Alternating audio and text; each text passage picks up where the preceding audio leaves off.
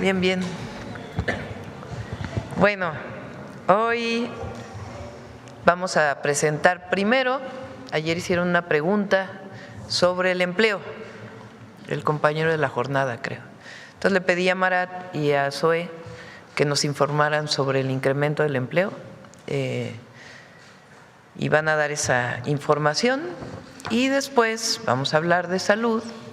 Como siempre está el doctor Kersenovich, secretario de Salud, está Eduardo Clark, subsecretario, Martí Batres, director del ISSSTE, Zoe, director general del IMSS, y Alejandro Schwartz está en el hospital de Pegua Otomí, ahí donde nos dijeron que no había medicamentos.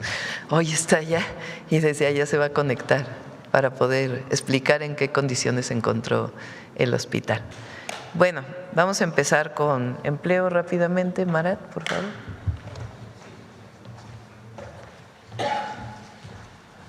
Con su permiso, Presidenta, muy buenos días a todas y todos.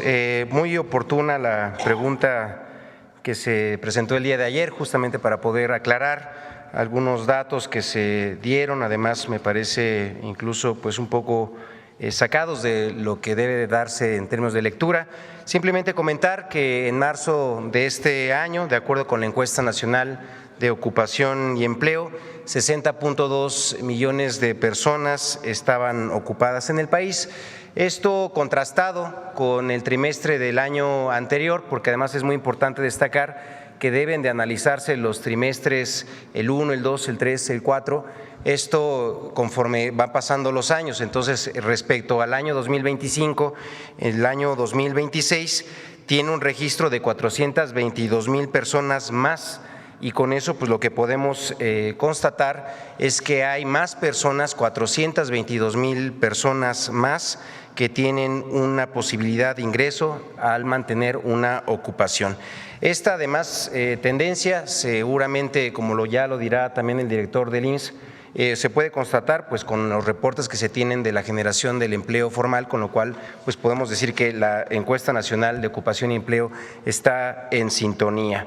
En la siguiente, por favor, también tenemos que destacar que México registra una de las tasas de desocupación más bajas de los países que forman la OCDE, y esta tasa es del 2.4%, también refiriendo pues la importancia de que existan las oportunidades de trabajo, de empleo, de ocupación, que se ven reflejadas justamente en esta tasa también muy baja, y es también resultado, como ya mencioné, de una economía que sigue generando oportunidades, permitiendo que más personas tengan acceso a un ingreso y mayor estabilidad para sus familias. Y esto además pues lo podemos ver en una evolución también de seguimiento a la desocupación, en donde se muestra una trayectoria claramente descendente.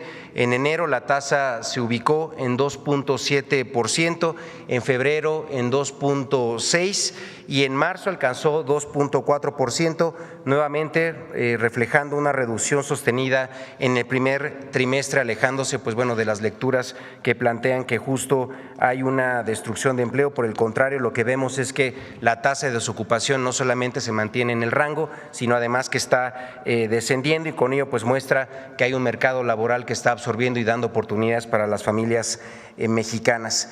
Sectores como, en la siguiente por favor, sectores como servicios, restaurantes, servicios profesionales siguen generando también, según los datos de la encuesta nacional de ocupación y empleo, estas oportunidades, con 240,000 personas ocupadas adicionales en un solo mes. Y aquí pues nuevamente destacamos la importancia del desarrollo de la economía en el país. Otro dato alentador es que actualmente la pobreza laboral se encuentra en su punto más bajo desde que se tiene registro. Estamos hablando de 32.3%, lo que marca con ello un avance muy significativo en las condiciones de vida de la población trabajadora. Que esté en su punto más bajo significa que cada vez menos trabajadoras y trabajadores en el país están en esta situación. En términos concretos, de manera muy sencilla, se traduce en que más familias pueden cubrir sus necesidades básicas con su ingreso, tener mayor tranquilidad y generar mejores condiciones de vida a partir de su propio trabajo. Desde enero del año 2019 se han creado 6.9 millones de empleos, Presidenta, y lo más relevante es que 58% de ellos, es decir, 4 millones, son formales. Esto significa que más de la mitad de estos nuevos trabajos incluyen prestaciones, acceso a los servicios de salud, mayor estabilidad, lo que se traduce en mayor seguridad para las familias, por ejemplo, cuando enfrentan imprevistos de salud, que ahora pues pueden contar con mayor cobertura y seguridad al respecto. Y finalmente, ya para cerrar, podemos decir que todos estos datos, como lo sugiere la propia Encuesta Nacional de Ocupación y Empleo, pues ha colocado a México en un lugar muy importante en el mundo, un espacio de generación de trabajo digno, en donde además, como lo hemos visto con todas las cifras de aumento del salario mínimo y otras mejoras generales de las condiciones de trabajo, pues nos han permitido también dejar con muchísima nitidez que lo que es un objetivo fundamental de la administración de nuestra presidenta es que lo que importa es el bienestar de las familias y de las y los trabajadores. Entonces, pues sin más, presidente, es cuanto.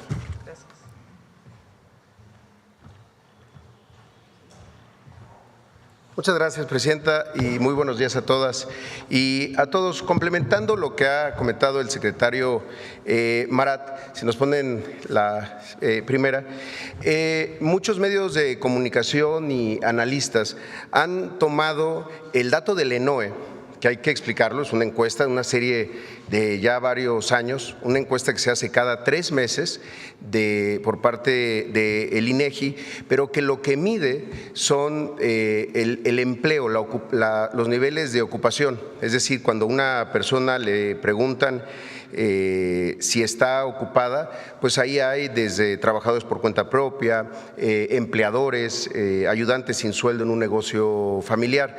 Sin embargo, muchos analistas tomaron el dato de ENOE, la estimación de ENOE, que viene de la encuesta, y la utilizaron como si fuera la de puestos de trabajo formal registrados ante el Seguro Social. Por descuido o por mala intención quizá, reportaron que el empleo formal en el país pues había caído. Y la diferencia es mucha, porque esta idea de que había 227,000 empleos formales perdidos en el primer trimestre, pues contrasta mucho con el dato del IMSS. Pero el dato del IMSS no es una encuesta, es un registro administrativo nominal, es decir, son personas con nombre y apellido que trabajan en un centro de trabajo, que cotizan, que pagan cuotas y que tienen variaciones mes con mes en cada sector, y que para el primer trimestre de este año en la que sigue, bueno, este es lo que alcanzamos en marzo, al cierre del 31 de marzo, pero en la que sigue podemos ver cómo de lo que lleva el año 2026, de enero, febrero y marzo, se han creado 207,000 nuevos puestos de trabajo, que ahí es en donde lo podemos ver. Entonces, logramos una cifra, la segunda cifra más alta de empleo formal registrado para un mes, la máxima para un mes de marzo de 22,724,680 empleos en una tasa creciente. Siempre hay estacionalidades, como lo que vemos ahí, por ejemplo, pues es la caída de COVID y luego toda la recuperación. Cuando esta gráfica tuviera una tendencia distinta, pues entonces sí podríamos hablar de que hay una situación de la economía del país que está impactando en puestos de trabajo perdidos. Pero tanto marzo hubo creación de empleo, en lo que va del trimestre 2026 también hubo creación de empleo, y en los últimos 12 meses, que es otra forma de medir un periodo, es decir, de marzo a marzo, pues también ha habido una creación de 250,000 puestos de trabajo. Desde luego que hay sectores con más dinamismo por estacionalidad, por diferentes factores, y lo que sigue, que también se comentaba hace un momento, es la que sigue, por favor, que esto no lo mide ENOE, esto es el registro nominal del promedio del salario de todos estos 22 millones de trabajadores, 663.5 pesos diarios, un incremento de los últimos 12 meses de 44 pesos, es decir, un incremento de 7.1% del salario con el que cotizan los y las trabajadoras en un puesto de trabajo formal. Entonces, pues son cosas distintas. Lo que sí muestran los datos del IMSS es una tendencia de más empleo formal, con más estabilidad y con mejor salario. Gracias, presidenta. Breve resumen. 422,000 empleos más entre enero-marzo del 2025 y enero-marzo del 2026. Marzo de 2026, el marzo de mayor número de empleos formales de la historia. Ahora sí, David. Con su permiso, presidenta, y buenos días a todas y todos. Vamos a hablar de la Semana Nacional de Vacunación. La siguiente, por favor. Y esta ocurre desde el 25 de abril hasta el 2 de mayo. Sin embargo, como vemos en la siguiente,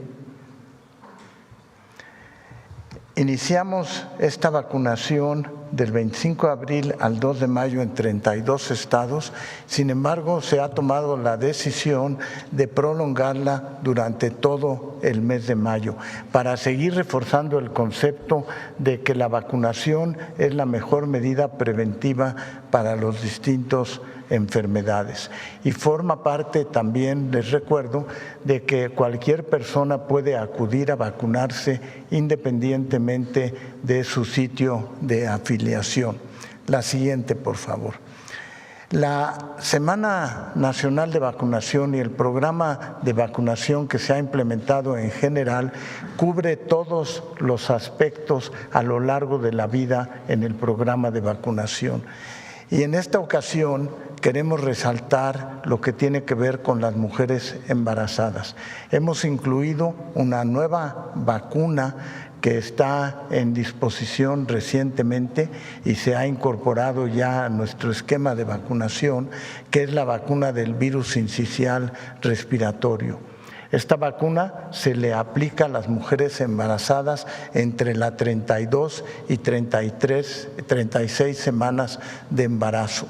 La importancia de esta vacuna es no nada más la protección de la madre, sino también la protección de los niños.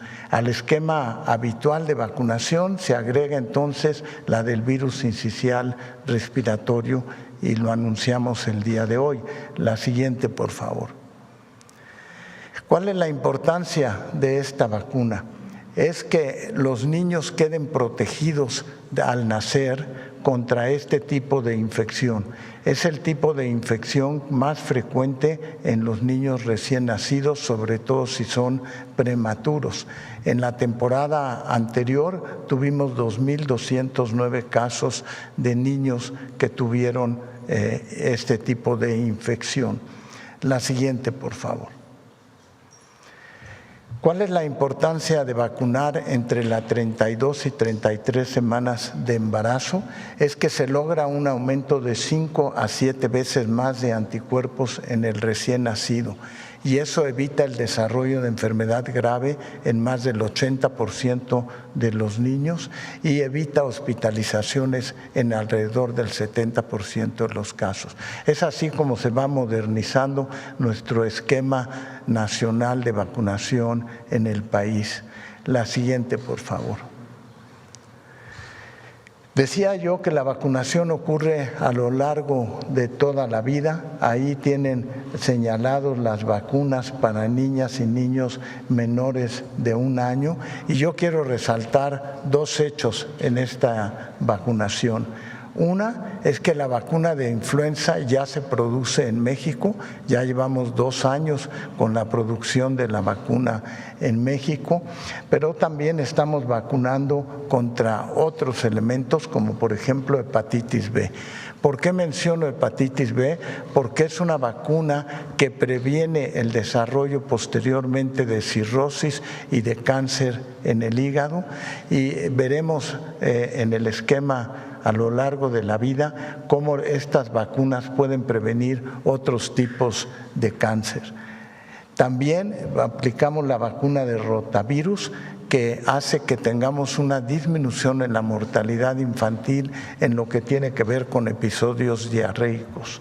La siguiente. En niñas y niños de 1 año de edad, continuamos la vacunación para sarampión a los 6, 12 y 18 meses. Aplicamos neumococo, la hexavalente, la hepatitis A y seguimos con el esquema de vacunación de influenza. La siguiente, por favor. En niñas y niños menores de 8 años de edad, completamos su esquema de vacunación y además a partir de los 5 años se aplica la vacuna de COVID-19 si tiene sobre todo factores de riesgo. La siguiente, por favor.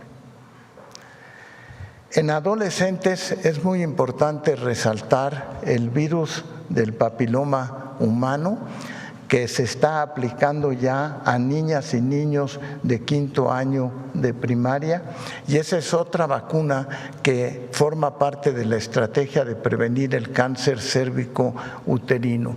Entonces estamos previniendo cáncer de hígado, estamos previniendo cáncer cérvico-uterino, y se sigue aplicando en los adolescentes la vacuna de sarampión en caso de que no hayan completado sus 2 dosis con anterioridad. La siguiente, por favor.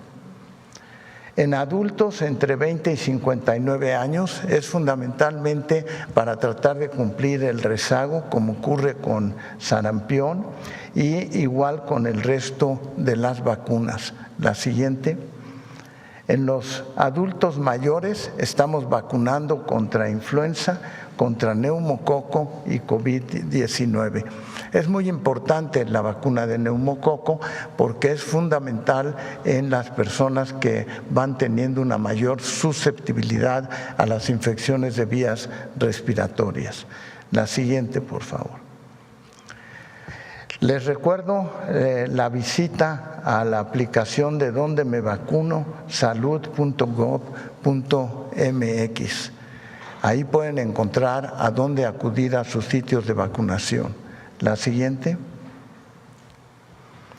En esta semana hemos aplicado 916,258 dosis de las distintas vacunas. La siguiente. Y me pasa la siguiente, por favor. Les recuerdo que vacunar es la mejor medida preventiva y nuestro lema, que es vacunar es amar, y esperemos recuperar todos los niveles de vacunación en México. Es la medida, insisto, preventiva más importante incluso para enfermedades neoplásicas. Y ahora queremos vacunar a 2 mujeres embarazadas que serán las primeras mujeres que recibirán este avance en prevención que es muy significativo.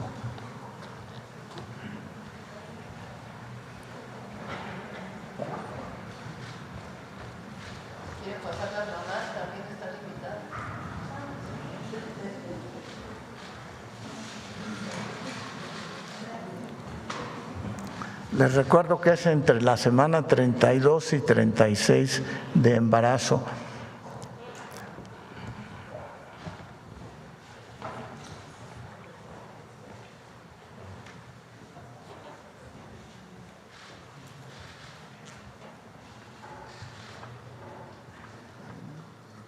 Adelante.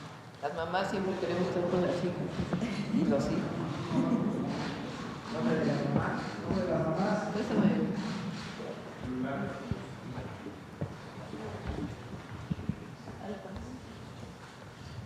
Gracias, buenos días. Voy a preguntar entrar unos datos. Mi nombre es Anaí Figueroa, soy enfermera del ISSSTE y nosotros le vamos a atender. ¿Me podría corroborar su nombre completo, empezando por apellidos, por favor? Es Calixto González. Jocelyn, ¿Su fecha de nacimiento? el 26 del 10 del 98. Ok. ¿Cuántas semanas de gestación tiene? 33. ¿Es alérgica a algo?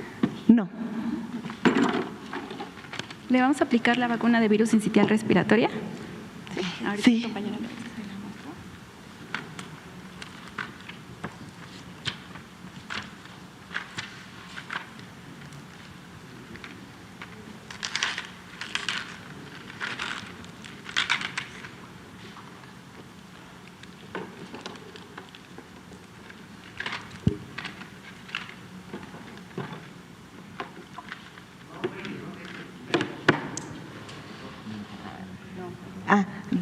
Yo soy Jocelyn y pues soy originaria de aquí, de la Ciudad de México.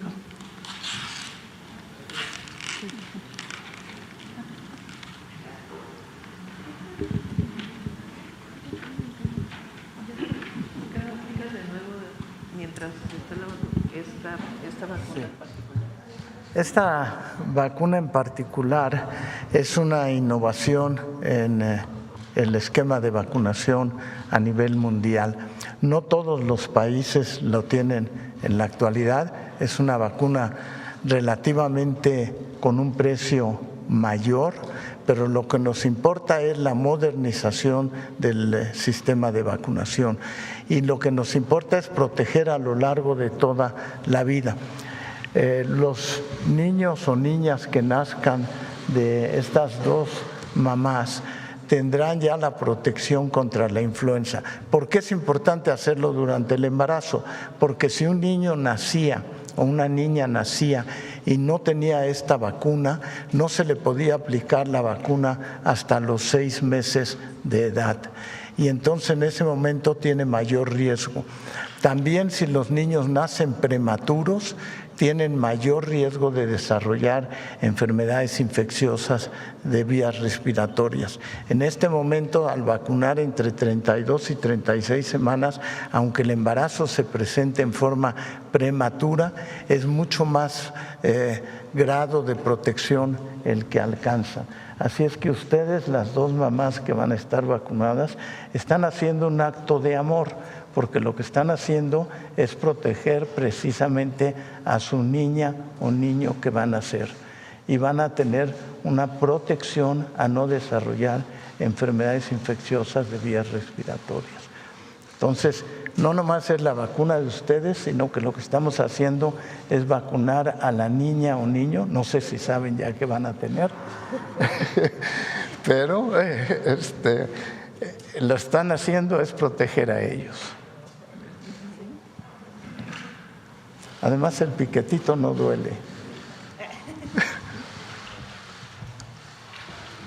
Y el mensaje es para todas las mujeres embarazadas, tenemos suficientes vacunas para protegerlas. Mi nombre es Jocelyn Martínez Molocla. Soy originaria de la Ciudad de México, perteneciente a la alcaldía Tláhuac. ¿Y cuántos meses de embarazo? 36 semanas de gestación. Ya merito. Felicidades.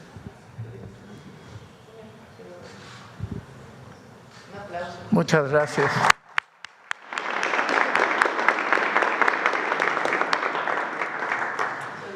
Gracias. Gracias al personal del ISSSTE. Hasta luego.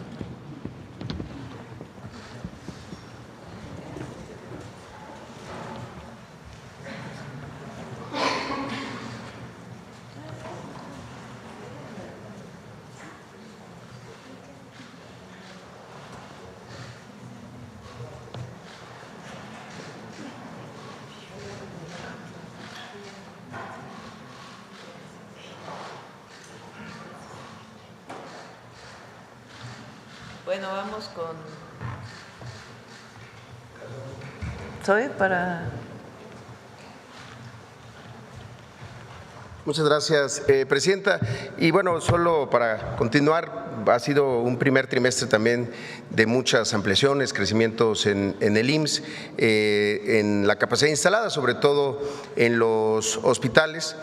Acabamos de abrir 9 nuevos servicios de hemodiálisis, 3 salas nuevas de hemodiálisis este año, se nos ponen la primera, en Aguascalientes, en Azcapotzalco, en Tlatelolco también, la que sigue. También hemos ampliado salas de hemodiálisis con 69 nuevas máquinas. Lo que estamos haciendo es llevar la hemodiálisis nuevamente a la operación directa, la que sigue. Y también en nuevos servicios hemos aperturado 13 ampliaciones de unidades de cuidados intensivos neonatales, también de niñas y niños, pediátricas y de adultos en diferentes hospitales, muchos de ellos en los terceros niveles, en la raza, en siglo XXI y en hospitales de alta especialidad, 204 nuevas camas de cuidados intensivos en hospitales del IMSS. La que sigue. Y quizá nuestra apertura más importante de lo que va de este trimestre, y la más importante sin duda en Campeche en muchos años, es el Hospital de Ginecopediatría. El último hospital que había hecho el IMSS en Campeche se abrió en 1970 y este hospital fue un rescate, un hospital de la Secretaría de Salud del Gobierno de Campeche del año 2012, que se quedó abandonado, como 90 hospitales más, se quedó abandonado desde 2014. Y hasta ahí llegó la historia, hasta que con la Cuarta Transformación y en Campeche en particular con la gobernadora Laida Sansores San Román, se decidió donárselo al IMSS para que el IMSS lo pudiera concluir, equipar y hoy empezar su operación. Son 101 camas, 46 sensables, 55 no sensables. Y esto es bien importante. ¿Por qué son tantas camas no sensables? Porque tiene la primera salas de cuidados intensivos para niñas, niños, para neonatos y también para mujeres. Es un hospital de gineco, obstetricia y pediatría, es decir, atiende a las mujeres en los temas sobre todo reproductivos y a niñas y niños hasta los 18 años de edad. Además, pues ya contamos con todo el personal necesario. Tenemos un video que creo que narra mejor esta historia, presidente. Durante años, este hospital nunca abrió sus puertas. Comenzó a construirse en 2012, pero en 2014 fue abandonado. Quedó a la mitad, sin terminar, sin equipo, sin médicos, sin pacientes. Durante años fue solo eso, un cascarón vacío, un hospital que nunca abrió sus puertas, un elefante blanco. Uno más de los 90 hospitales abandonados que había en el país en 2018. Por eso, se tomó una decisión: recuperar lo que otros dejaron inconcluso. Rescatarlo no fue sencillo. Había daños, abandono, años de deterioro. Pero con una nueva visión de salud pública, este hospital volvió a ponerse en marcha. Y hoy, en el segundo piso de la Cuarta Transformación, encabezado por la presidenta Claudia Sheinbaum, ese compromiso continúa. Fue necesario reconstruirlo casi desde cero, reforzar su estructura, instalar servicios, equiparlo y prepararlo para lo que siempre debió ser. Hoy, el Hospital Ginecopediatría número 15 es una realidad. Un hospital con especialidades, quirófanos y atención para mujeres, niñas y niños. Un hospital que acerca la salud a más de 300,000 personas. Antes era complicado ir hasta Campeche, a veces por falta de recursos pues no se puede ir, y aquí pues es más rápido, más fácil. Antes no contábamos con ninguna unidad de cuidados intensivos. Ahora vamos a contar con una unidad de cuidados intensivos adulto, vamos a contar con una unidad de cuidados intensivos neonatales y una unidad de cuidados intensivos pediátricos que ningún otro hospital aquí cerca tenía. Agradezco al Seguro Social la segunda oportunidad de estar con mi hija, porque si no hubiera estado el IMSS, quién sabe qué hubiera pasado con mi bebé. Porque donde antes había abandono, hoy hay atención médica. Y donde no había nada, hoy nacen historias.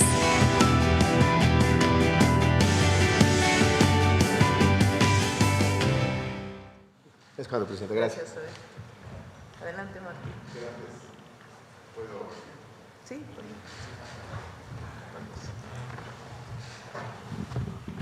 Gracias. Buenos días, presidenta, amigos de los medios de comunicación. Hace 8 días inauguramos el acelerador lineal, el nuevo acelerador lineal en el Hospital Centenario de la Revolución Mexicana que queda en Morelos. Adelante, por favor. Se trata de un equipo muy moderno de radioterapia, combate todo tipo de cáncer, pero especialmente se usa en nuestro caso para combatir cáncer de mama, cáncer cérvico-uterino y cáncer de próstata. Tiene una precisión no milimétrica, sino submilimétrica, alta precisión. Adelante, por favor. Es un equipo especializado que nuestros compañeros dicen es tope de gama, es decir, es lo más avanzado que existe en este momento. En la parte de enfrente se puede apreciar así, pero la parte que no se ve tiene un gran equipo que es este que está del lado derecho. Adelante. Implicó una inversión de 108 millones de pesos, ocupa un espacio en total de 125 metros cuadrados. Adelante. Y con eso vamos a pasar de 10,000 sesiones a 16,800 sesiones de tratamiento anuales, es decir, un 55% más, y se va a atender a pacientes de Morelos, Guerrero, Oaxaca, Veracruz, Tlaxcala, Puebla y Tabasco. Bueno, es más, ya se les está atendiendo. Tenemos un video, adelante, por favor.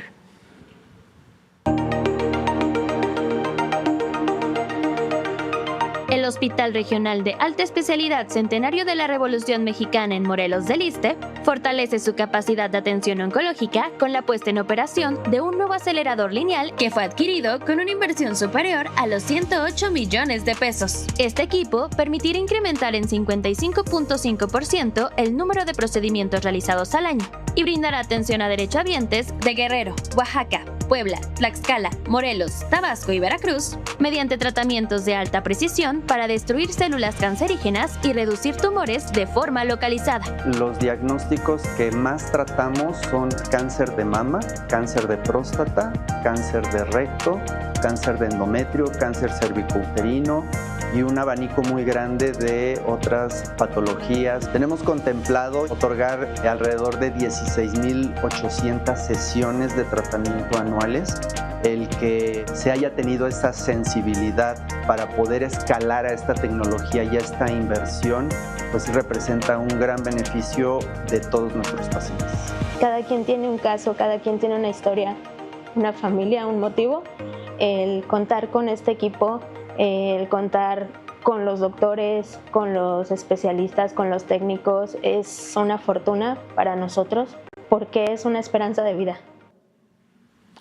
Bueno, así el ISSSTE se moderniza para atender mejor a sus pacientes. Gracias, presidenta. Vamos al enlace. Gracias. Adelante, Alejandro. Con su permiso, presidenta, muy buenos días. Nos encontramos en el Hospital Regional Otomí Tepehua, aquí en San Bartolo, Tutotepec, en Hidalgo. Me acompaña el coordinador estatal, el director de nuestro hospital y Marisabel, que es nuestra jefa de enfermeras. Hoy nos enlazamos con usted, presidenta, desde este hospital en la región Otomí Tepehua, en el corazón de la Sierra de Tenango. Como usted lo instruyó ayer, en seguimiento a su visita a Tenango de Doria, a unos 20 kilómetros de donde estamos monitoreando de manera muy cercana, a ras de tierra, como usted nos ha instruido, la llegada de los medicamentos, así como también la operación de este hospital que atiende a toda la región Otomí. Es un hospital de 30 camas y de 6 consultorios. Esta región no es fácil de llegar, como usted sabe, presidenta. Es una sierra serrana de una orografía muy accidentada y de vegetación muy abundante, de muchas comunidades dispersas, 473 comunidades atendemos en IMSS Bienestar, de los 3 municipios que constituyen la Sierra Otomí Tepehua, los municipios de Huehuetla, de San Bartolo y de Tenango. La mitad de los habitantes de San Bartolo son indígenas otomís y tepehuas, pueblos con lengua propia, con historia propia y con saberes propios, y que nos sentimos muy orgullosos de poder atender con servicios públicos. Por eso tiene un significado tan especial estar hoy aquí, porque las rutas de la salud no llegan primero a las ciudades, sino que llegan a donde más se necesita. Quisiera informarle, Presidenta, que hoy estamos supervisando de primera mano que se dé atención médica y gratuita a todas las personas y que los medicamentos estén llegando. Hemos estado desde temprano para verificar de la mano de la comunidad, de las compañeras enfermeras y de nuestros compañeros médicas y médicos, la llegada de medicamentos a este hospital, informarle que ya llegaron 2.976 piezas para atender a la comunidad. Este hospital funciona con 476 claves de medicamentos y lo que ocurre aquí está sucediendo simultáneamente en todo el país. Del día de ayer al viernes, el IMSS Bienestar va a distribuir 37 millones de piezas de medicamentos, más de 12 millones a los más de 7.500 centros de salud y más de 25 millones a los hospitales y a los centros de salud donde tenemos hospitalización. Eso incluye, por solo mencionar algunos ejemplos, más de 1.5 millones de piezas a Hidalgo, 1.1 millón de piezas a San Luis Potosí, 2.9 millones de piezas a Chiapas y 6.8 millones de piezas al Estado de México. Como todos saben, las rutas de la salud son una estrategia para garantizar el abasto con paquetes completos de medicamentos, con los medicamentos necesarios para atender a la población en cada unidad.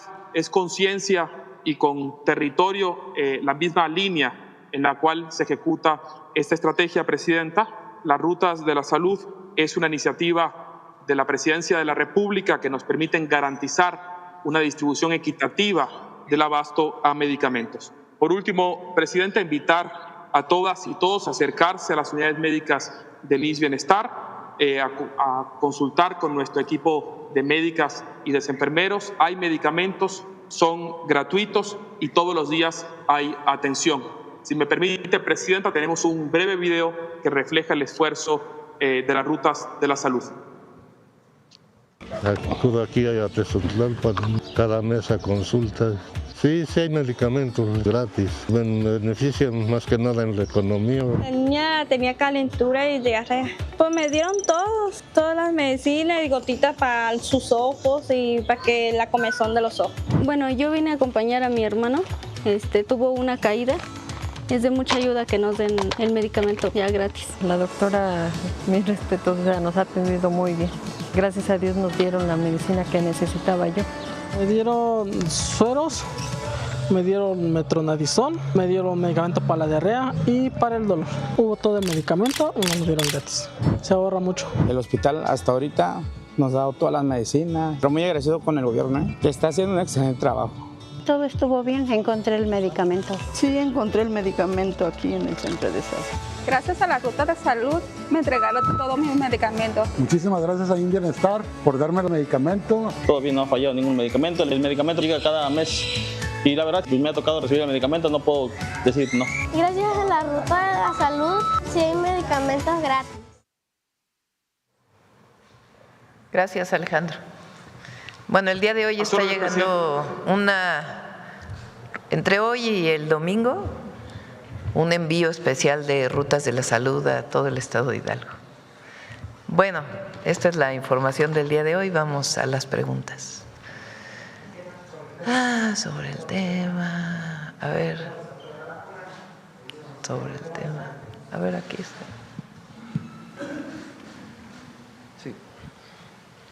Muy buenos días, Presidenta. Ramón Flores, del Centinela Informa, y funcionarios que lo acompañan. Muy buenos días.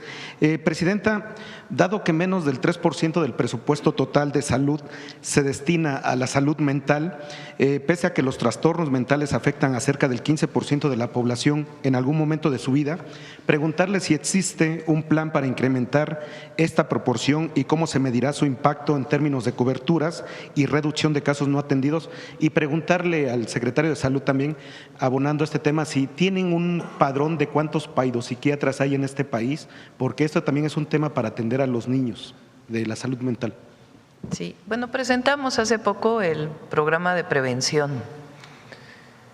que son más de 15 millones, ¿no?, de cartillas que se van a de guías informativas a padres y madres de familia, a maestras y maestros y a jóvenes de tercero de secundaria y educación media superior.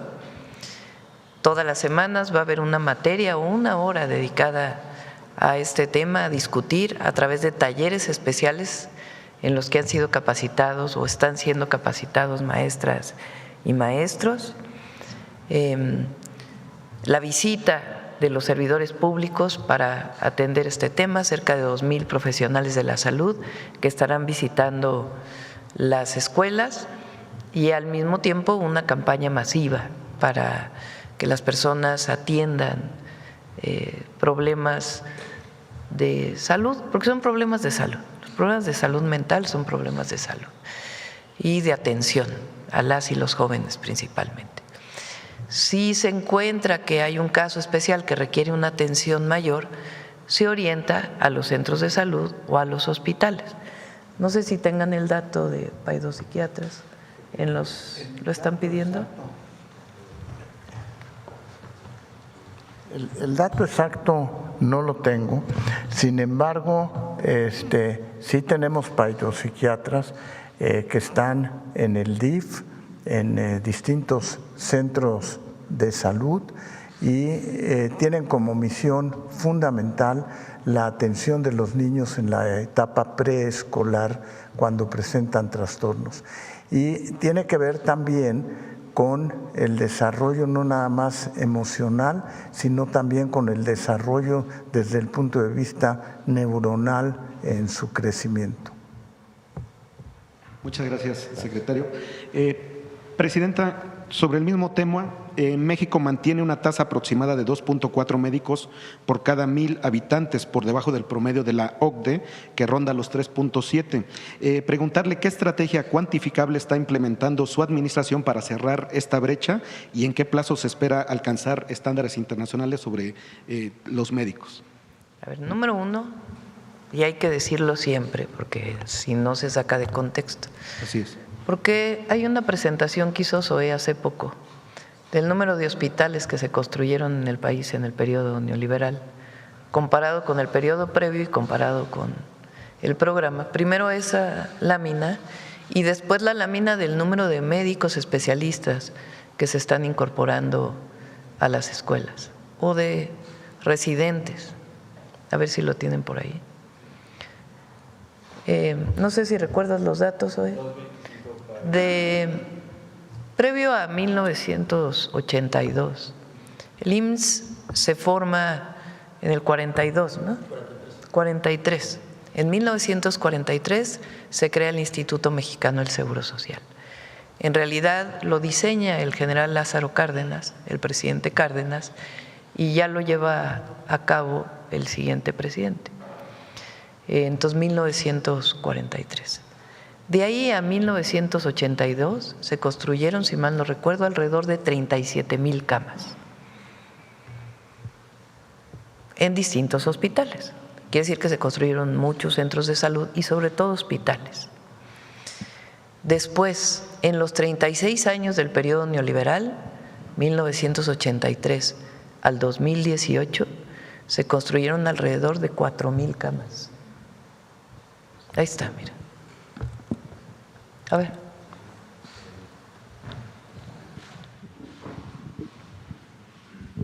Esto es muy importante, porque un sistema de salud no se construye de un día al otro.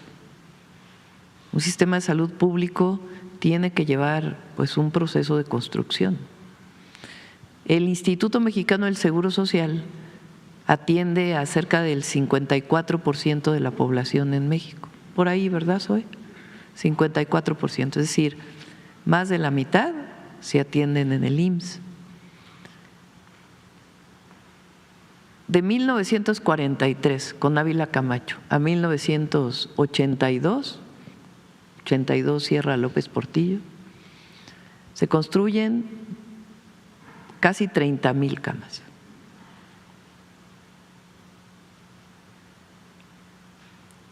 Se llega al 77%.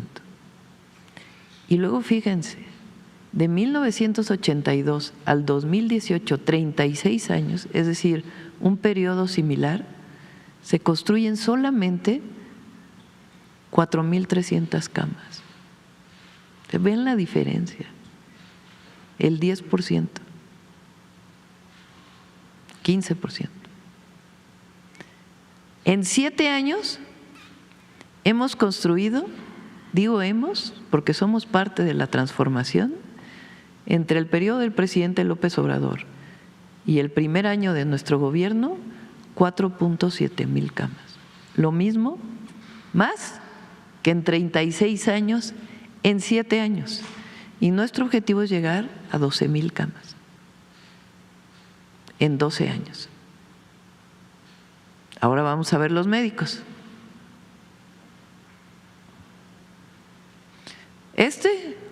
El final de ese, nada más para que tengan una idea, es el llamado Seguro Popular que tanto presumen. Desde Fox hasta Peña Nieto. Bueno, número de plazas nuevas. Entre el 2011, claro, no se construían hospitales, pues tampoco había plazas, pero además había una idea de que mientras más restrictivo era el ingreso a las residencias, a las especialidades, iba a ser más excelente el doctor, cuando lo que estaban provocando es que no hubiera médicos especialistas para atender a las y a los mexicanos. Este es de todo el sistema de salud. O sea, cada año se incorporaban máximo, aquí, 8,124 médicas y médicos. Miren nada más la diferencia.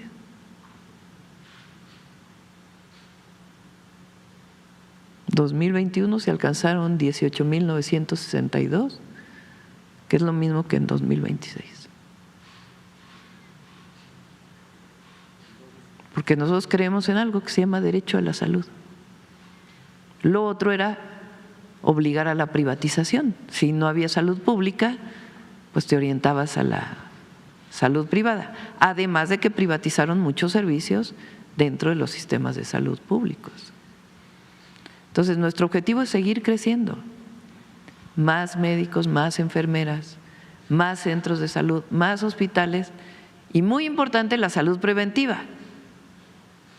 Por eso es el Salud Casa por Casa, por eso la Semana Nacional de Vacunación, que por cierto se queda todo mayo, equipo de todas las instituciones. En la Semana Nacional salen las enfermeras y enfermeros principalmente a vacunar fuera de los centros de salud. De todas maneras, en todo mayo vamos a seguir vacunando en centros de salud y en hospitales. Gracias. Y ya por último, Presidenta, sobre el mismo tema, considerando que el gasto público en salud de México se ha mantenido alrededor del 3% del Producto Interno Bruto, por debajo del 6% recomendado por organismos internacionales, preguntarle qué ajustes presupuestales específicos contempla su gobierno para incrementar esta proporción y cómo se traducirá ese aumento en mejoras medibles como cobertura, infraestructura y reducción del gasto de bolsillo, que actualmente supera el 40%, Presidente. Hay que tomar en cuenta lo que es el IMSS y el ISSSTE, porque a veces en esas estadísticas no se toman en cuenta las instituciones descentralizadas. Nosotros vamos a seguir trabajando por construir el mejor sistema de salud público del mundo.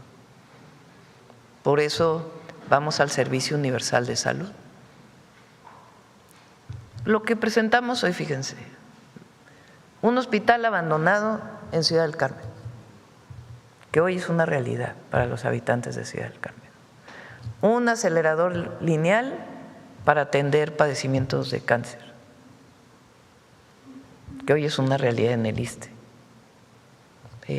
Las rutas de la salud, con sus perfecciones que tenemos que hacer aún, tiene que perfeccionarse, pero estamos al 80% del abasto en medicamentos gratuitos, porque todo el sistema de salud en México es gratuito.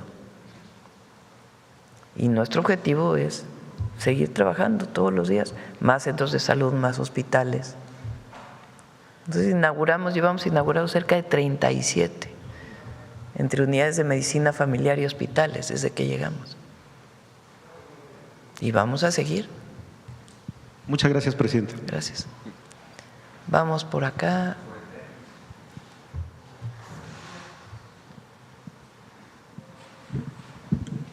Sí, buenos días, Presidenta. Demián Duarte, de Sonora Power. Primero que nada, felicitarla por el tren que se inauguró el pasado domingo. Me tocó estar ahí y bueno, obviamente teníamos gran expectativa. Déjeme decirle que la expectativa se cumplió con creces, o como dijo usted la otra vez que inauguró un tren, pues a mí sí me dejó con el ojo cuadrado pues la funcionalidad del tren. Y mire, se lo pongo en detalle, yo me quedé en el aeropuerto Felipe Ángeles para hacer producción de un programa de televisión que hacemos regularmente justamente sobre el tren. Me tocó regresarme a la ciudad en el primer convoy, precisamente que se utilizó para ya el traslado de los ciudadanos, bueno, válgame pues, que estaban en el AIFA y los ciudadanos del área conurbada. Muy impactante lo que ocurre justamente con quienes habitan en esa zona del Estado de México. Me tocó platicar con varios ciudadanos porque literalmente me están diciendo que les cambió la vida, este medio de transporte moderno, eficiente, seguro y limpio. Es un asunto que realmente pues tiene un impacto directo, y obviamente para nosotros que bueno somos usuarios, yo soy usuario cotidiano prácticamente del AIFA, pues obviamente nos resuelve un tema de lo que es el traslado, ¿no? Entonces es un asunto realmente muy importante, muy impactante. Ahora le quiero hacer una pregunta en particular. Me llamó mucho la atención la terminal Buenavista en específico, que es de donde se parte, y que bueno, no hay que ser experto para notar bueno que tiene algún descuido, algún atraso en términos de lo que es su operación. Me puse yo a investigar, ya sabe que somos mitoteros profesionales los periodistas, y averigüé algunas cosas que son muy interesantes respecto a lo que tiene que ver justamente con esta operación de la terminal. Me enteré en específico que hay un subconcesionario de esta terminal que se llama Grupo Hixa, que bueno, tiene una empresa que se llama Forum Buenavista, que es una SAPI de CB, y que opera justamente la terminal, lo que es el centro comercial anexo, que bueno está integrado precisamente a la estación, que tiene un área bueno de 95,000 metros cuadrados, que está operando 222 locales ahí, y que tiene espacio en estacionamiento para 2,372 vehículos. Eso está muy bien. El detalle es que esta concesión se entregó desde el año 2005, todavía en tiempos de Felipe Calderón, en concesión por 45 años, es decir, hasta el año 2050. Y que le cobran, bueno, pues el gobierno le cobra solamente 30 millones de pesos. Ellos obtienen, en cambio, por la operación, la contraprestación de estos servicios de los que hablo, hasta 1,000 millones de pesos al año. La pregunta es específica, ¿no? Habiendo recuperado su gobierno la concesión completa de la operación del tren, y bueno, en este caso se supondría que también la infraestructura anexa y aledaña pues a la operación del tren Felipe Ángeles.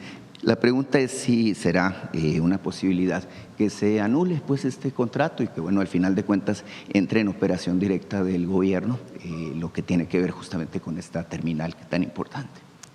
Lo primero es recuperar la operación del tren. El tren funcionaba de Ciudad de México a Cuautitlán y hasta Lechería. Ahí hay una desviación que ya es lo que inauguramos, de Lechería al Aeropuerto Internacional Felipe Ángeles, y de ahí viene una desviación hasta Pachuca. La primera etapa de ese tren privado se inauguró en la época de Fox o de Calderón, bueno, ahí en ese periodo. Era yo todavía secretaria de Medio Ambiente en aquella época, de la Ciudad de México. Y sí, en efecto, el objetivo es pasar, no es el objetivo, ya ahora, en las siguientes semanas, pasa la operación completa al Fondo Nacional de Infraestructura. Y ahí ya se revisarán contratos. Es muy importante que todo esté dentro de la ley. Eso es muy importante. O sea, hay un contrato y en todo caso, si se quiere cambiar ese contrato o la condición en la que está operando, se revisa si las condiciones del contrato están cumpliéndose o no, y a partir de ahí pues se tomarán decisiones. Pero no se puede hacer nada más decir pues ya no quiero que haya el contrato y mañana se acaba, no. Todo tiene que ser en el marco de la ley. Sí, es realmente muy impactante el volumen de gente que viaja del AIFA y del Estado de México rumbo a las ciudades. A mí me tocó apreciar cómo son miles de personas realmente las que ya lo están usando. Entonces, bueno, es evidente que es un tema, la operación de esta estación, muy interesante por el altísimo volumen de personas. Buenavista es la estación de trenes de la Ciudad de México. Esa viene desde el Porfiriato. De ahí salían todos los trenes a todo el país. Buenavista después, con la privatización de los trenes en la época de Zedillo, se abandonó completamente. Después se dio en concesión y se hizo el tren suburbano, operado por privados. Se conoce poco ese tren. Ahora nosotros estamos recuperando para el Estado, para la operación pública, para el pueblo de México, todo el tren. Pero la estación Buenavista va a tener una remodelación muy importante, porque de ahí va a salir el tren al norte o los trenes al norte. De ahí van a salir los trenes a Querétaro y de Querétaro la desviación hacia Guadalajara o hacia Nuevo Laredo. Entonces, el uso de la estación Buenavista pues se va a incrementar de manera muy importante. Pero es una estación que por ahí vi yo una fotografía que sacaron. A mí me tocó de niña ir de la estación Buenavista a Guadalajara, a León, y a muchos mexicanos y mexicanas nos tocó viajar en los trenes de pasajeros que había entonces de Ferrocarriles Nacionales, que después desaparecieron por la privatización y que ahora estamos recuperando. Claro, nosotros llegábamos de Hermosillo a Buenavista también, Presidenta. Sí. Tema muy importante. Mire, sobre lo que presentaban hace un momento de empleo, creo que es importante, bueno, agregar a esta discusión indicadores. Eso es Buenavista.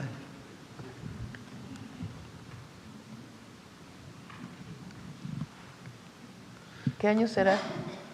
62, 63, por ahí. ¿68?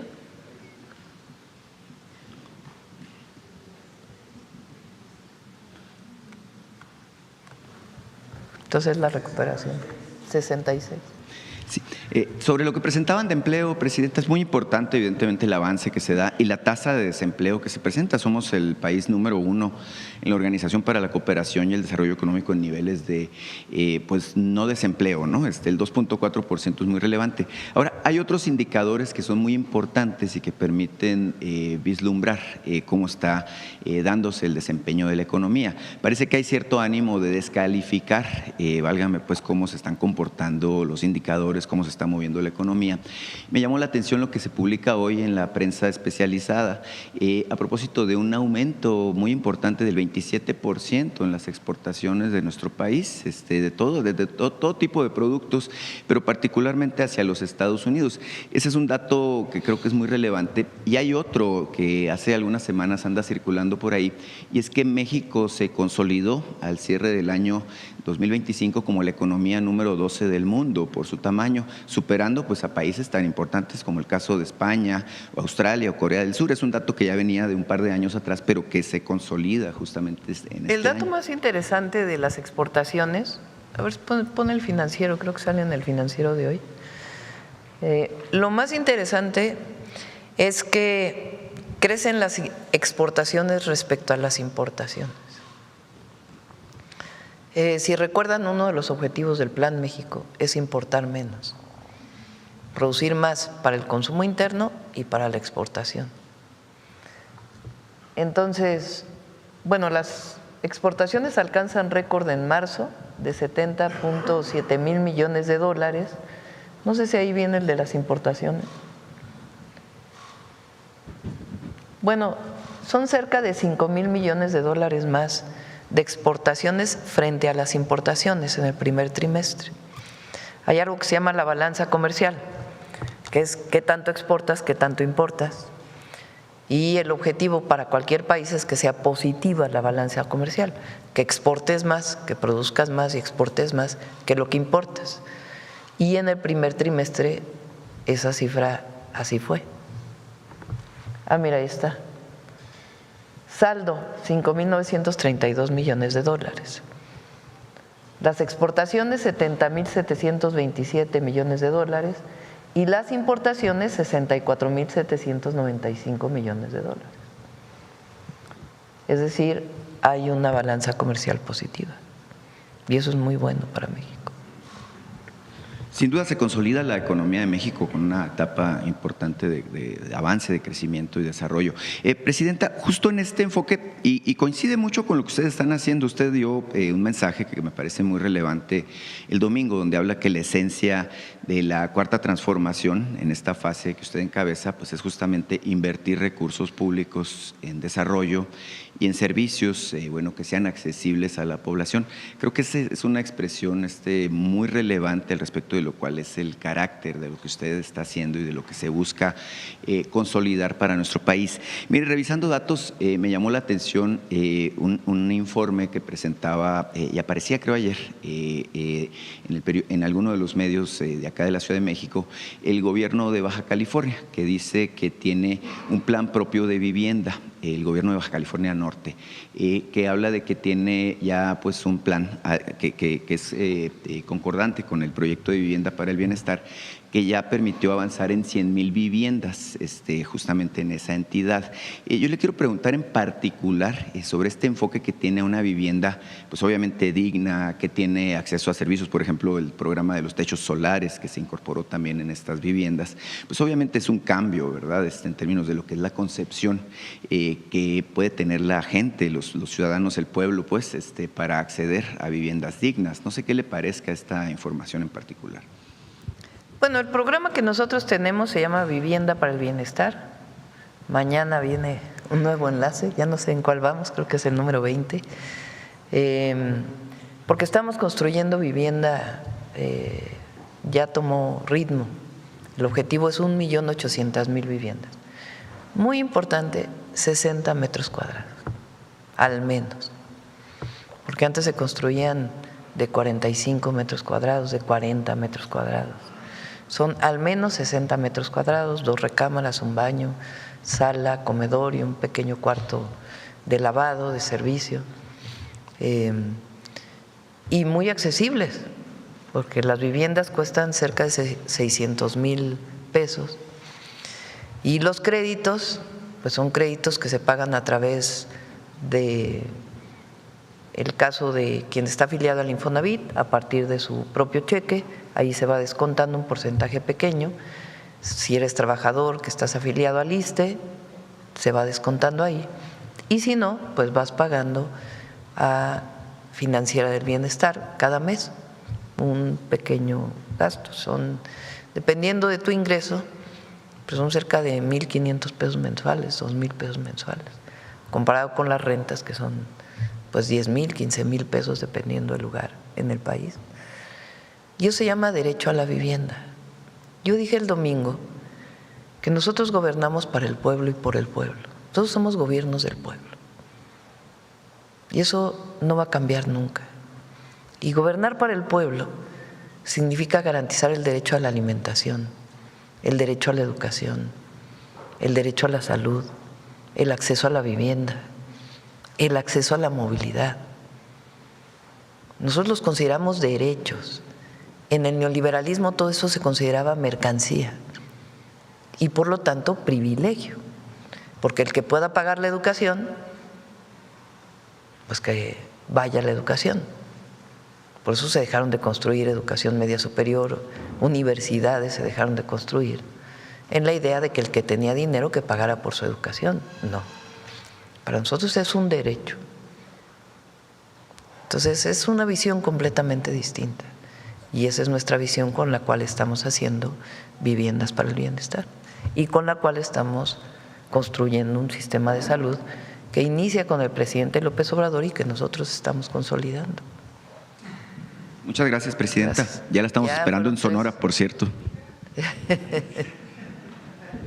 Yo pensé que ibas por la siguiente. A ver.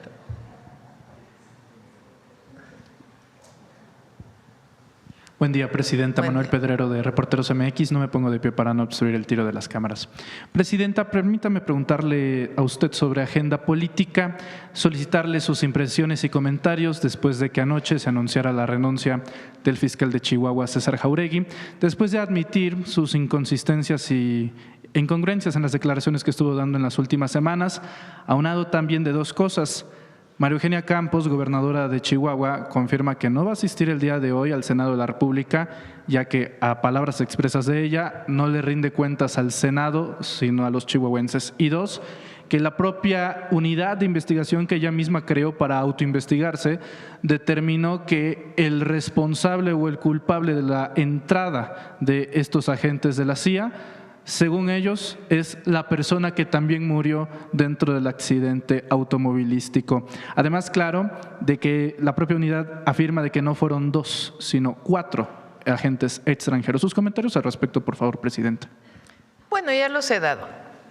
Nosotros y a todos los mexicanos, en este caso, lo que nos importa es la defensa de la soberanía, de la Constitución y de la Ley de Seguridad Nacional. Y por eso es muy importante la aclaración de este caso. Ayer viene una renuncia y pues se tiene que seguir investigando. Tiene que seguir la investigación. No para con una renuncia, tiene que seguirse investigando. Ese es no solamente un pensamiento de la presidenta, sino que lo trae la Fiscalía General de la República ya como una investigación. Entonces ya la Fiscalía ya podrá dar su información respecto a esto. Lo más importante para nosotros es el respeto a la soberanía de cualquier mexicano o mexicana y de cualquier gobierno, estatal, municipal y gobierno federal. Tiene que cumplirse con la ley. Presidenta, entre los mexicanos sobre este caso en específico hay una sensación de insatisfacción por justamente ver esto de manera reiterada, que políticos o en este caso titulares de ejecutivos estatales hagan este tipo de acciones y aparentemente no haya una sanción inmediata. ¿Saludaría usted, como lo está mencionando ahora, pero digamos con más recrudecimiento a la Fiscalía, para que se llegue a las últimas consecuencias de este caso?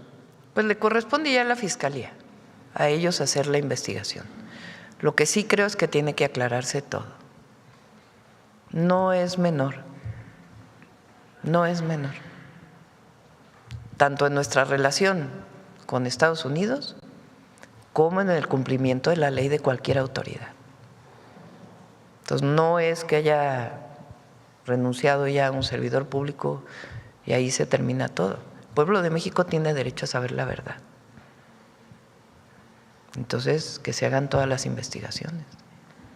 Cambiando abruptamente de tema, yo sé que normalmente le delega esta comunicación al Gabinete de Seguridad, pero no sé si nos pueda compartir detalles después de lo ocurrido ayer en Nayarit tras la detención de Audicene, Presidenta. Ayer hubo 2 detenciones muy relevantes y el Gabinete de Seguridad va a dar conferencia de prensa hoy. El secretario de Seguridad, el general secretario, el almirante secretario, para dar toda la información relacionada con estas 2 detenciones que son muy relevantes y que muestran primero la coordinación del Gabinete de Seguridad Federal, mucha coordinación entre Defensa, Marina, Seguridad y todas las instituciones. Digo CNI, por eso digo todas las instituciones vinculadas con la seguridad pública, lo que tiene que ver con el avance de la inteligencia e investigación en el país, que es uno de nuestros ejes, y los resultados que se dan. Porque no solamente es que se detenga a un personaje de la delincuencia organizada, un presunto delincuente mayor, lo que representaba esta persona, en términos de extorsión, de robo y de tráfico de estupefacientes, pero para la gente lo que significaba en términos de extorsión y otros delitos. Entonces, por eso ellos van a dar la conferencia y es muy relevante que conozca el pueblo de México cómo se coordina el Gabinete de Seguridad, porque saben que nos reunimos a las 6 de la mañana todos los días. Termina a las 7:20 la reunión, venimos nosotros a la mañanera, pero ellos se quedan trabajando en una coordinación permanente. Entonces es un muy buen resultado del Gabinete de Seguridad. Parece inverosímil resaltarlo, pero estas detenciones con elementos mexicanos. Sí, es que puede haber información que proporcione alguna institución del gobierno de los Estados Unidos, pero tiene que ser en el marco del entendimiento que se tiene, necesariamente, y no de la operación en tierra con elementos de alguna de las agencias de investigación. Eso era día con día del periodo de Calderón. Y nosotros somos todos los mexicanos somos celosos de nuestra independencia, todos. Y en particular el gobierno de México también. Este gobierno, el gobierno del presidente López Obrador. Y antes, pues ya, que se juzgue. Gracias, Presidenta. Para finalizar, ya regresando a uno de los temas que habían presentado, sobre empleo, ¿no sería saludable, aprovechando la presencia del secretario del Trabajo, que se recordara por lo menos que estos que promueven la idea de la pérdida de empleos y demás, pues son los mismos que causaron una de las mayores tragedias laborales justamente en el sexenio de Felipe Calderón? También sería sano recordar que incluso en su campaña él se vendía como el presidente del empleo. Y al final, en 2012, más de 2 millones de mexicanos cayeron en la informalidad. Bueno, nada más el caso de Luz y Fuerza, se desplomaron más de 44,000 trabajos de mujeres y hombres que proveían sustento a su familia. ¿No sería sano también, Presidenta, poner énfasis de dónde vienen estas narrativas y que justamente pues no hay ninguna autoridad moral para hablar justamente del caso del empleo? Sí. ¿Quieres comentar algo, Mara?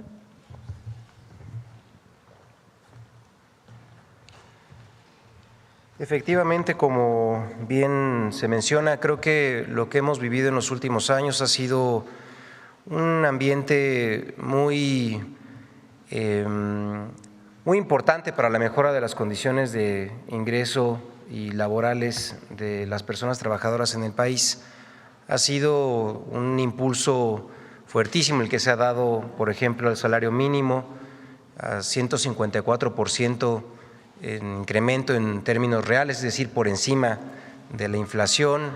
Esto además nos ha permitido constatar lo que ya sabíamos que era justamente el objetivo, pero ahora además con resultados muy palpables a través de la encuesta nacional de ingreso y gasto en los hogares. Como saben, 13.4 millones de personas salieron de la condición de pobreza, en el cual uno de los factores decisivos fue justamente el aumento salarial. Y con esto pues también la presidenta lo ha dejado de manera muy clara y patente a través de los compromisos que estableció frente al pueblo de México en el Zócalo capitalino, dejando ahí muy claro que el objetivo es que el salario mínimo logre una recuperación, una capacidad adquisitiva de 2.5 canastas básicas. Ahora vamos en ya 2 canastas básicas y con lo que queremos con ello pues es seguir abonando a que haya una reducción de la pobreza, que haya bienestar en las familias de México. Este último año el aumento fue del 13% según el resultado de la negociación que se dio en el marco de la Comisión Nacional de Salarios Mínimos. Y bueno, pues ahí no paramos, también nuestra presidenta avanzó en la reducción de la semana de trabajo de 48 a 40 horas, lo vamos a hacer de manera gradual.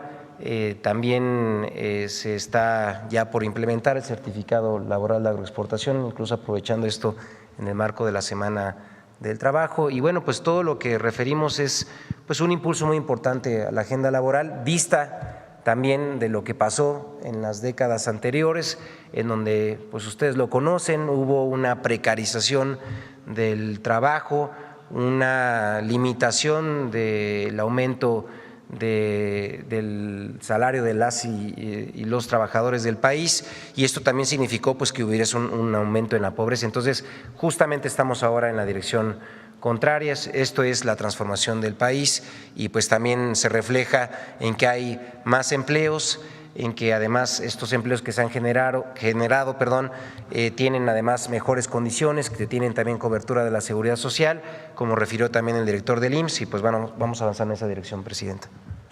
Gracias, secretario. Gracias, Presidenta. Mira, aquí está el dato de salarios mínimos. Déjalo. Si nosotros acabamos de poner una gráfica del número de hospitales, del número de médicos que se contrataban. Todas estas gráficas lo que muestran es que en efecto, en 2018 hubo una ruptura, un cambio de fondo, de raíz del desarrollo de México. Fueron 36 años de neoliberalismo. Y hay que seguirlo diciendo y repitiendo. Miguel de la Madrid, Salinas de Gortari vendió todo y dijo que habíamos entrado al primer mundo, se salió y una crisis económica. Entra Zedillo y la deuda privada la convierte en pública. FOA-PROA privatiza los trenes, quiso privatizar toda la electricidad, afortunadamente hubo movilizaciones para evitarlo. Fox, el gran cambio, el salario mínimo siguió igual. ¿Qué cambió con Fox? Decían que íbamos a entrar al periodo de la democracia, que fue la gran transición a la democracia. 2004, desafuero. Objetivo, que López Obrador no participara en la elección. Fíjense los que hablan de democracia, los que nos acusan de autoritarios. O sea, Fox ahora publica, autoritarismo. ¿Y qué fue el desafuero? Inventarle un delito al jefe de gobierno de entonces, que iba arriba en las encuestas, para que no pudiera participar en una elección. Nada más que no contaba con el pueblo de México que se movilizó. 2006, fraude electoral. O sea, traición a la democracia y no cambia nada en el modelo económico. Calderón, no cambia nada en el modelo económico. Y Fox y Calderón tuvieron muchísimos recursos públicos, muchísimos, miles de millones de dólares de los excedentes petroleros. No se gastaron, no invirtieron, sí se los gastaron, pero no invirtieron en el pueblo. Peña. Esta gráfica muestra el cambio, la transformación.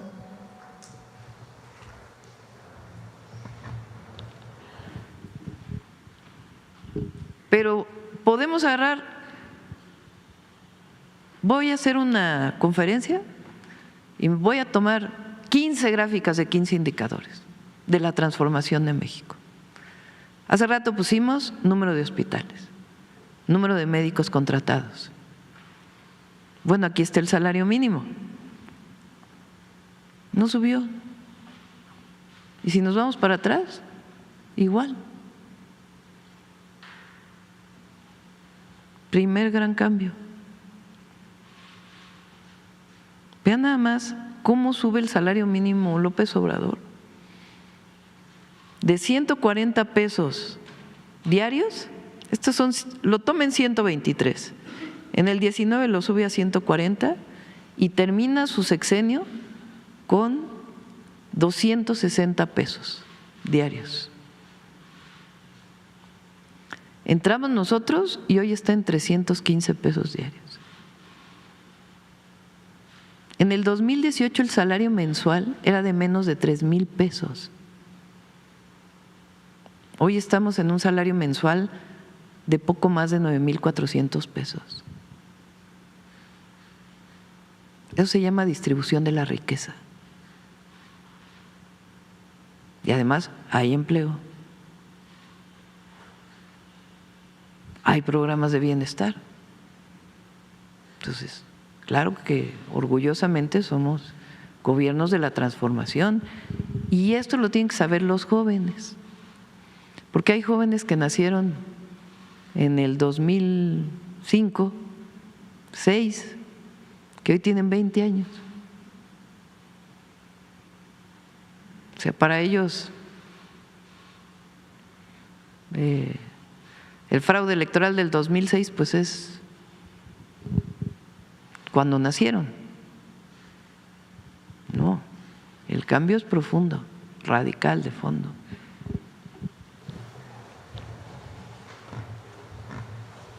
Y recuerden que muchos servicios públicos de salud se cobraban. Ahora son gratuitos, todos, menos en algunos estados de la República. Vamos de este lado. A ver, la compañera. Gracias, buenos días, presidenta. Natalia Vitela, de Grupo Reforma. Bueno, quiero preguntarle sobre una publicación que hicimos hoy. ¿Qué opina sobre el gasto millonario en publicidad en redes de poco más de 18 millones de pesos que ha hecho el gobernador de Nuevo León y su esposa en los últimos 3 meses?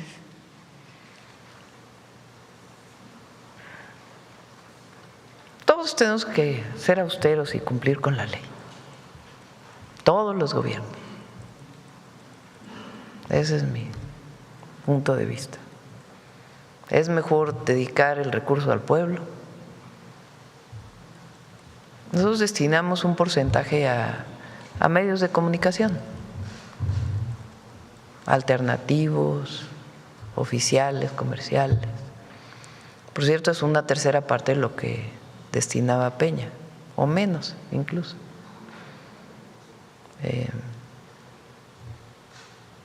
Y claro que hay que difundir los logros del gobierno, pero la promoción personal, pues sí, hay que comportarse con austeridad. Gracias. Volviendo al caso de… Por cierto, sí, sacaron una nota ustedes antes de ayer. ¿Por qué no la pones? Sí sacó Gobernación su aclaración, ¿verdad? Porque es importante.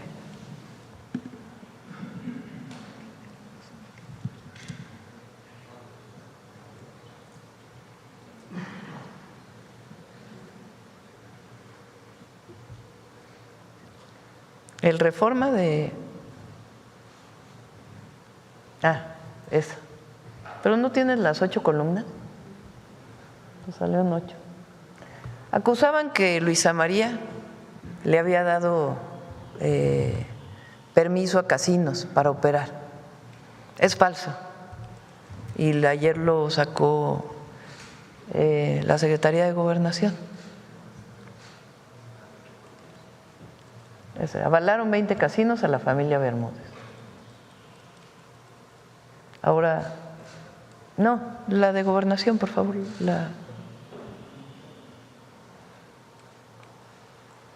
Dice, en relación con la nota de 8 columnas de hoy, se trata de 3 asuntos que no tienen relación entre sí. 1. En 2024, la Sala Regional Metropolitana de Justicia Administrativa ordenó la entrega de 20 permisos a la empresa CLIE, por lo que se dio cumplimiento al mandato judicial. O sea, venía de un mandato judicial.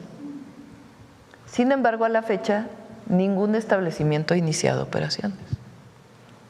2. Los casinos Centenario y Diamante Casino, que pertenecen a la familia Chau del Campo o Chou del Campo, fueron suspendidos el 14 de abril de 2026. Explotaban el permiso asignado a operadora de coincidencias numéricas. Y 3, una página está suspendida en 2025. Lo importante de la nota es el 1, es decir, fue un mandato de un juez que solicitó la apertura. Entonces no fue una decisión de la Secretaría de Gobernación entonces, sino un mandato de un juez. Y además, pues no están operando. Entonces es importante la aclaración. Sí, de hecho también se publica hoy esta información. Volviendo al caso de Chihuahua y el operativo, le quiero preguntar, la fiscal que está a cargo de la investigación hablaba ayer de 2 agentes extranjeros más. No sé si usted nos puede dar más información al respecto. Quería preguntarle esto y también saber su opinión sobre que se habla de que Oseguera era el que tenía este contacto extraoficial. ¿Cómo? Sí, su opinión sobre que se vincula a Oseguera con el contacto extraoficial con los agentes de Estados Unidos, y se habla de otros 2 agentes extranjeros. Yo creo que ya lo tiene que aclarar la Fiscalía, ¿no? Ya en su investigación. Nosotros en mi caso he mantenido una posición muy clara. Dice hoy el Wall Street Journal que la posición que he tomado no es contra el gobierno de los Estados Unidos. Entonces nosotros hicimos una nota diplomática a la Embajada de Estados Unidos pidiendo explicación sobre este caso y diciendo que el gobierno federal no estaba informado y también diciendo que esto no puede ocurrir. Entonces, claro que hicimos la nota diplomática, pero el tema aquí es la violación a una ley por parte de una autoridad nacional. Gracias. Ya, por último, Presidenta, preguntarle sobre el caso del contraalmirante Fernando Farías Laguna. ¿Sería posible que el gobierno de Milei use esto para golpear a su vez al gobierno mexicano? Bueno, no sé, ya que vea la Fiscalía, ¿no? La Fiscalía es quien lleva el caso y ya lo que se está pidiendo es la deportación porque entró con pasaporte falso o la extradición, en todo caso. ¿Tiene ya la Fiscalía tendría que determinarlo. ¿Hay alguna respuesta sobre se va a deportar esa extradición? No lo informaron en el Gabinete de Seguridad, pero con gusto preguntamos a la Fiscalía o a Relaciones Exteriores cómo va este caso. Gracias, Presidente. Gracias. Vamos de este lado, a ver allá ese proceso. Gracias, Presidenta. Delia Escobar, de Proceso. Precisamente sobre el tema de Chihuahua, yo le quería preguntar si ya hubo respuesta por parte del gobierno de Estados Unidos a esta nota diplomática y a la solicitud de información de qué hacían agentes de Estados Unidos aquí. Sí, están dando la información y también en la nota de respuesta nos dicen claramente que ellos quieren respetar la ley y la Constitución en México. Así viene la nota diplomática. Bien, yo quisiera preguntarle también si ayer usted mencionaba que se esperaba que fuera un caso de excepción, evidentemente para que no vuelva a pasar, pero en realidad ¿a qué se refiere con esto? O sea, ¿sí habrá sanciones también a los agentes? No, bueno, los agentes fallecieron. Bueno, a la agencia más bien. A la agencia que envió a los agentes aquí. Me refiero un tanto más a si habrá expulsión de los agentes de esta agencia. No, en el momento no. Lo que estamos diciéndole a Estados Unidos es a México se le respeta, en pocas palabras. En este caso, había ciudadanos estadounidenses en un operativo que le corresponde solamente a las autoridades mexicanas. Entonces les hace saber que eso está fuera de la ley. Y ellos contestan, nos vamos a ceñir a los acuerdos que tenemos y al marco de la ley y la Constitución en México. Sí, un poco también la pregunta está relacionada con el hecho de, entonces, no habrá expulsión de estos agentes y también si usted a esto de un caso de excepción se refiere a que esto quede como una lección y hacia adelante que no se repita. Caso de excepción exactamente es que sea una excepción a la regla y que a partir de ahora no se repita. Pero ¿quién tiene que colaborar con esto? Las autoridades estatales. Entonces las autoridades estatales tienen que cumplir con la ley. Y en el caso de los Estados Unidos les ha quedado claro que no permitimos nosotros que haya participación en tierra, en operaciones de miembros de cualquier ciudadano estadounidense. Y un poco la pregunta también es porque por ejemplo, si se da la destitución de un funcionario estatal, pues ¿no sería no aplicar las sanciones de forma pareja tanto al gobierno estatal como a las agencias o en este caso la agencia que participó, a los agentes de esta agencia? Los 2 agentes que participaron, que tenemos conocimiento que participaron, lamentablemente fallecieron. Sí, me refiero a los que quedan de esa Lo primero es la humanidad. Pues por supuesto sentir el fallecimiento de 2 personas extranjeras que participaban. Entonces, ¿cómo vas a sancionar a 2 personas que lamentablemente fallecieron? No, claramente me estoy refiriendo a las agencias. Al gobierno de los Estados Unidos, pues es el extrañamiento de que esto esté pasando, la nota diplomática y la respuesta de ellos, de que vamos a seguir colaborando en el marco de lo que hemos establecido. Sí, y dado que, bueno, pues hemos visto que se ha podido hacer, quisiera preguntar si además de la carta que se envía a los gobernadores, ¿ustedes estarían haciendo una revisión de qué están haciendo los gobiernos estatales en cuanto a operativos? Tienen que cumplir con la ley. Nosotros no estamos para vigilar a los gobiernos estatales. Claro, a menos que cometan un delito. Pero imagínate si el Gabinete de Seguridad se dedicara a vigilar qué hacen los gobiernos estatales en materia de seguridad. No, nos coordinamos y les pedimos que cumplan con la ley. Si no cumplen con la ley, pues hay consecuencias, como cualquier ciudadano mexicano, y más si eres autoridad. Bien, Presidenta, también ya vimos también un adelanto, pues un tanto de la postura del gobierno de Estados Unidos en torno a que en declaraciones en días pasados también el presidente Trump ha dicho a medios de Estados Unidos que Estados Unidos, que México está perdido y Estados Unidos es su única esperanza. ¿No sería justo el adelanto de la postura del gobierno de Estados Unidos en torno en general a lo que están haciendo? A ver, otra vez. Sí, que en algunas declaraciones que da el presidente Trump hace unos días a medios estadounidenses es que México está perdido y la Casa Blanca, y que Estados Unidos es su única esperanza. Bueno, ya sabemos cómo declara a veces el presidente Trump. Nosotros sabemos que la esperanza de México está en su pueblo. La esperanza de México está en el pueblo y de sus gobiernos en estar cerca siempre del pueblo. En México decide el pueblo. Eso dice el artículo 39 de la Constitución. La soberanía dimana del pueblo. El único que manda en México es uno, y es el pueblo de México. Nadie más, y menos dictados desde el extranjero. Entonces colaboramos, nos coordinamos, cooperamos, pero como dije ayer, en una relación de iguales, de respeto. Bien, Presidenta, también sobre este asunto relacionado con la relación que hay con Estados Unidos, si tiene conocimiento de la cancelación de la visa del gobernador de Sinaloa, Rubén Rocha, y si esto estaría relacionado con temas de investigación al funcionario. No tengo conocimiento.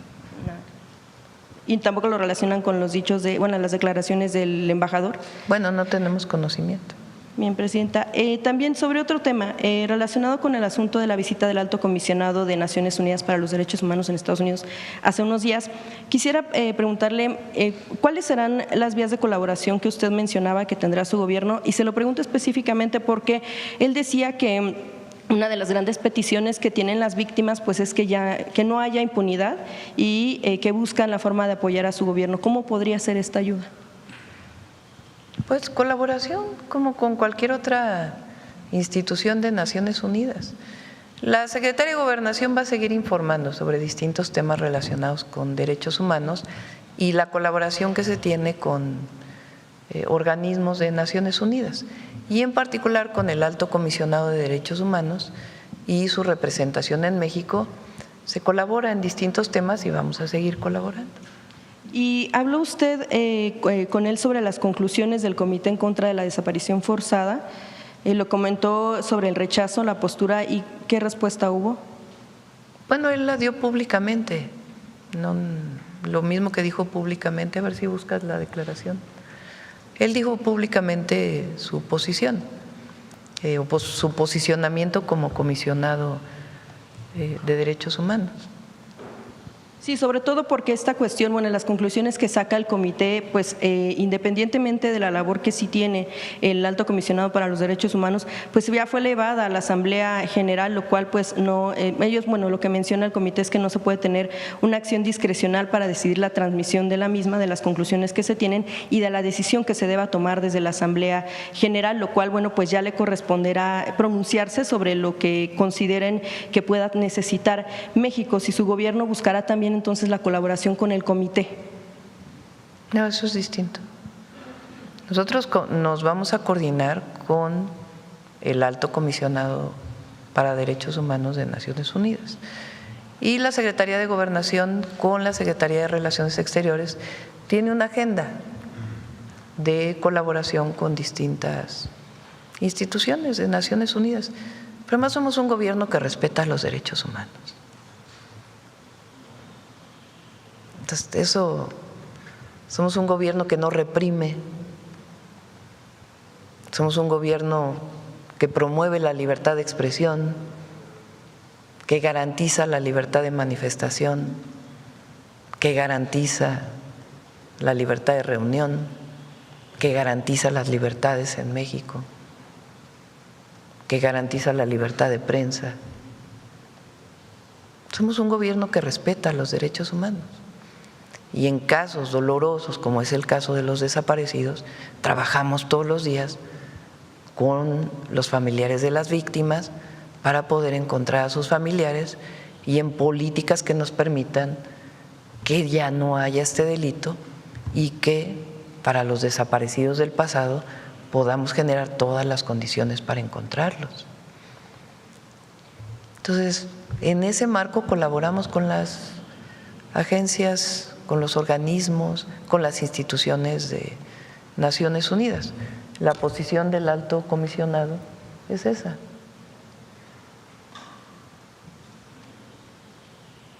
O sea, es lo que él opina sobre las conclusiones del Comité de Desaparición Forzada. No, lo que él opina sobre las conclusiones, pues él tiene que decir. Pero esta es una posición muy relevante, que está vinculada con las víctimas, no vinculada con el uso que algunos le quieren dar a un tema doloroso para todas y para todos. Y acusar al gobierno de México de que no estamos atendiendo el tema. Pues no, eso sí no lo vamos a aceptar, porque trabajamos todos los días. Hay una comisión de búsqueda, una comisión de víctimas, la Secretaría de Gobernación, el gabinete, los estados de la República, trabajando para erradicar este delito, sobre todo el vinculado con la delincuencia organizada, y al mismo tiempo seguir buscando a las personas desaparecidas.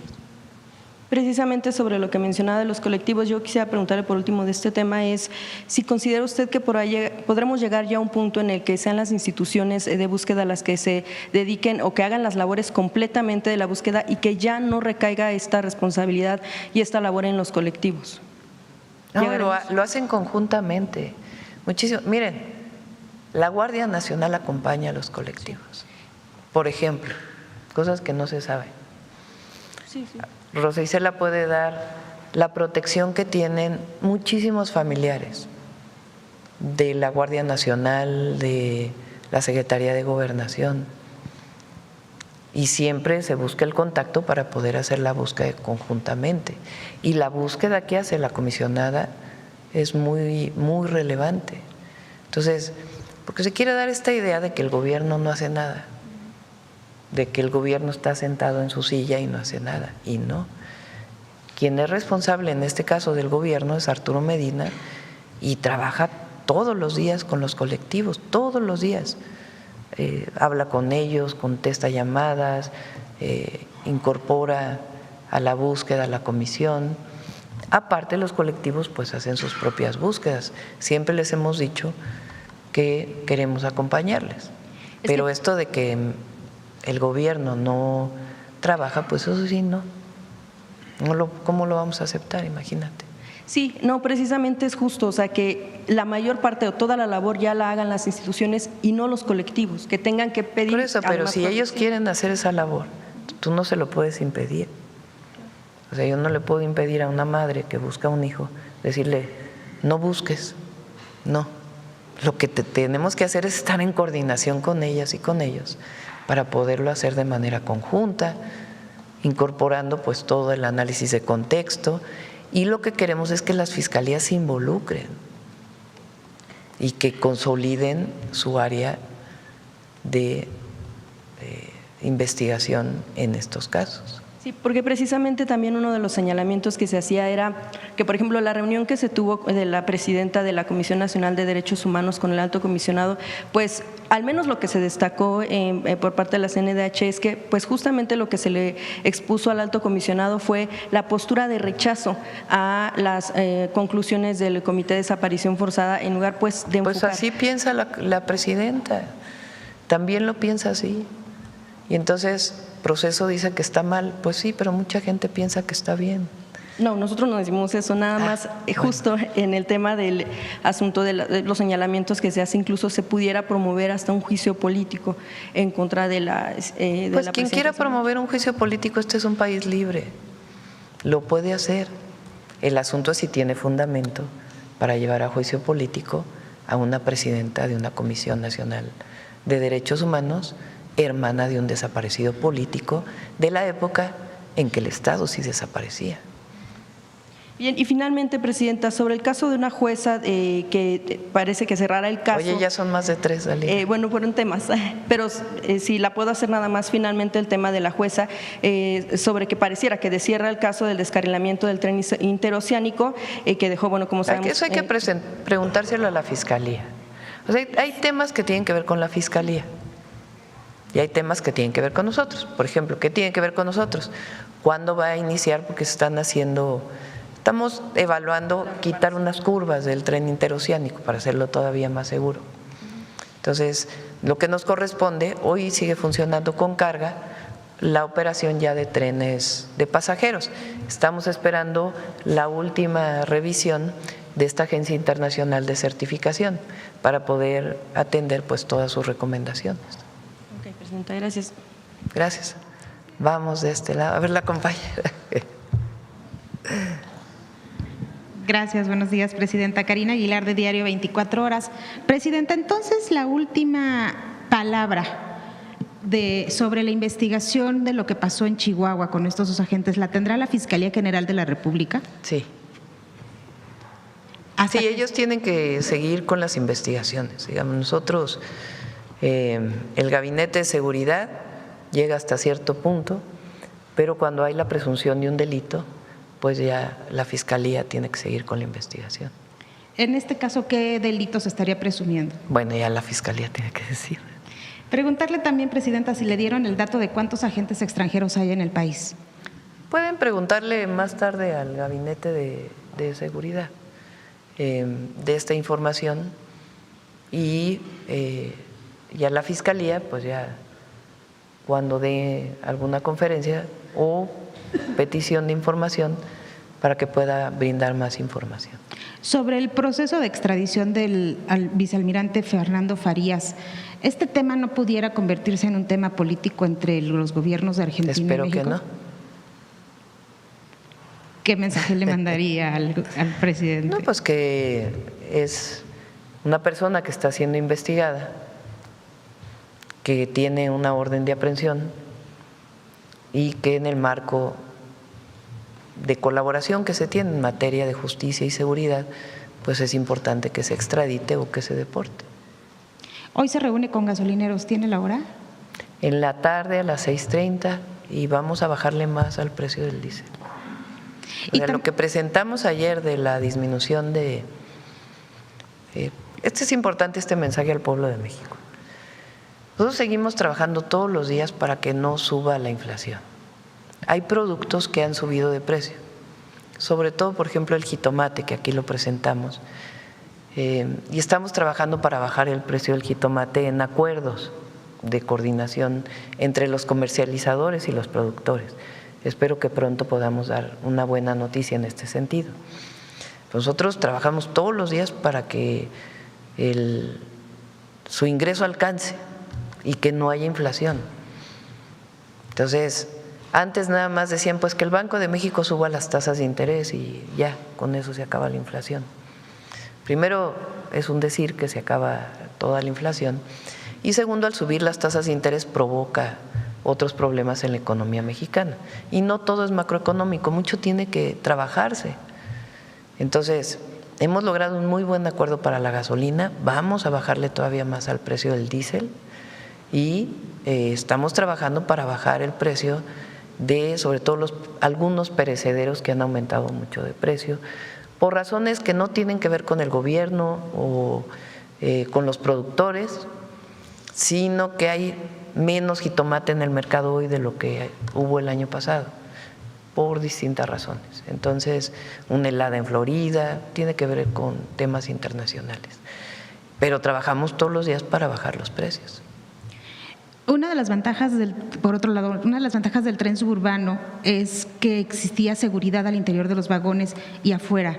¿Esta seguridad se va a mantener ahora que pasa al gobierno? Sí, se va a mantener. Tiene tanto sus propias contrataciones el Fondo Nacional de Infraestructura como la Guardia Nacional también nos va a seguir ayudando.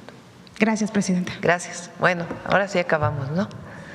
Cerramos 9:15. Hoy cerramos temprano. Vámonos. Buen día. Nos vemos mañana.